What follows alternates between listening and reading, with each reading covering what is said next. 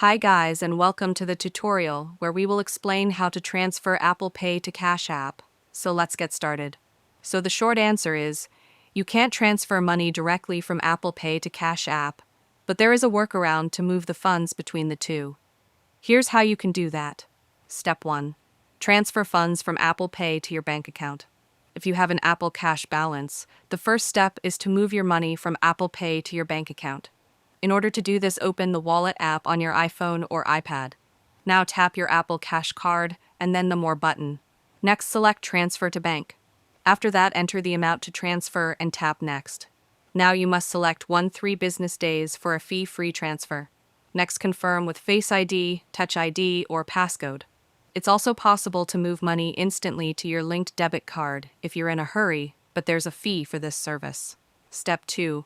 Move your money from your bank account to Cash App.